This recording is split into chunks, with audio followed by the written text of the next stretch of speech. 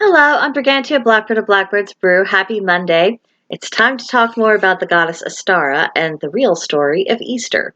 So, I've come across two tales, and they all have to do with renewal. So, version number one, and don't worry, these are short.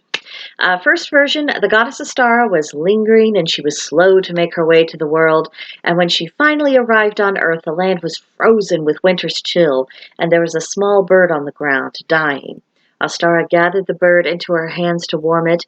Still struggling to live, Ostara then transformed the bird into a hare, and the creature regained its strength as the earth warmed, and then was brought back to life through Ostara's presence. The newly made hare laid a colorful egg and then reverted into its true form as a bird. Now, our second version. Ostara came to Earth just at the beginning of the world. As she gazed upon her surroundings, she wondered about her purpose and what she was meant to do, what her role would be, and what work she should do as this part of the world. It was then she observed the darkness around her and the chill in the air. She could sense the potential for life, even though what was around her seemed to be dead. In that moment, she realized that this death was merely a sleep that can be broken when the earth is ready to awaken and live again. And she knew that her purpose was to wake up the world so that all may thrive again. With that, the sunlight beamed forth, the land became warm, the plants began to bud, and animals emerged from their hibernation. Now, both of these stories illustrate Ostara's nature as a goddess, warm and bringing the light back, nurturing and comforting, a life restorer.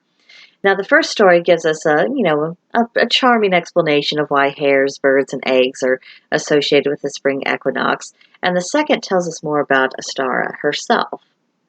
Now, it's no secret that the vast majority of Christian holidays heavily borrowed from pagan sources and repurposed traditions for their own benefit.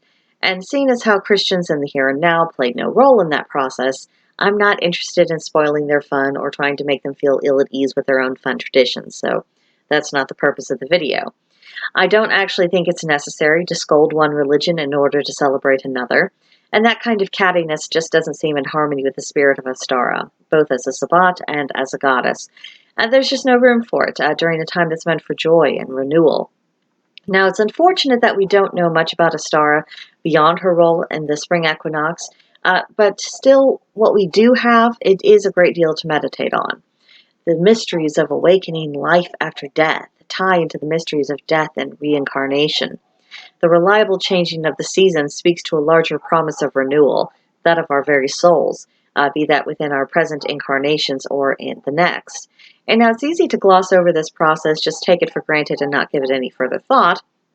But think for a minute about what this really entails. We can describe the result of this process, but we don't understand the how. How does it come about? What degree of power is required to make that happen? What initiated this very process?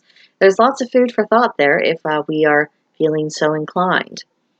Now, another theme I'd like to touch on with Ostara and with regards to the stories about her is that she speaks to healing through a process of transformation. Ostara saving the bird's life is a tender moment. Such a small little life, that bird, but it was important enough for this goddess to care about and to actively help it. Now, in all probability, the bird in the story did not expect to be transformed into a hare as part of the healing process. This is mirrored in our own experiences in which healing from physical injuries or illnesses or emotional and spiritual wounds took us on a few unexpected twists and turns. But the end result was restorative, and we had a broader range of life experience, just like the bird who got to hop in the shoes of the hare. Birds, eggs, and hares are all prominent fertility symbols. And fertility is, of course, the capacity to create and perpetuate life. For our own healing, re-embracing life, enjoying our blessings, and bringing something worthwhile into the world, a figurative form of fertility can be a powerful aspect of personal healing. So, those are my thoughts on Ostara today. I would like to hear what you think about this. The stories, her as a goddess, some of the interpretive lessons I've taken from this mythology. Just whatever pops in your head. You can come see me at Blackbird's Brew and share your thoughts with me there. There is a link to join in the description box below. Or you could leave a comment here on the channel. Either way. And of course, as always, please like and subscribe, and I will see you in the next one. Bye.